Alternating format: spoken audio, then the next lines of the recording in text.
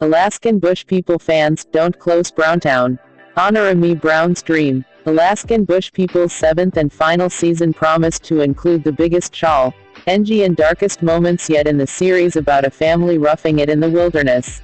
Rumor proved true when Amy Brown's lung cancer diagnosis was revealed. Now fans of the family and the series have another concern about the family's fate, and this time the worries are about the entire Brown clan. You'd think that a television series that began right after their old home had been burned to the ground for being on public land illegally would end on a happier note than it began. But that's not how things always work out in life. Especially not when we're talking about people who are dedicated to living in the wilderness. Amy Brown is receiving treatment in the lower 48, meaning in the US but not in Alaska or Hawaii.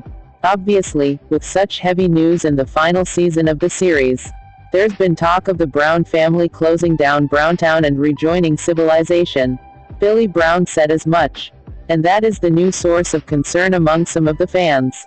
You might think that fans of the series, knowing that the series is ending anyway and wanting the best for the Brown family, would rejoice at that news that the Brown family would rejoin civilization, while, of course, still grieving for Amy Brown's diagnosis. But their reaction has actually been the opposite. Fans use Facebook groups to discuss the series. It's understandable that they've become intensely attached to these people after watching them for so many years. What's a little more perplexing is the fan reactions to learning that the Brown family is all reportedly living in the lower 48. Fans of Alaskan Bush People are asking the Brown family children to return to Browntown, because fans believe that it will honor the dedication and dreams of their parents. They even hope that Noah's fiancé, Rain, will join the Brown family in the wilderness. This speaks volumes about these particular fans. In part, it says that they've become attached to Amy and Billy and their dream and lifestyle, rather than just to the younger characters.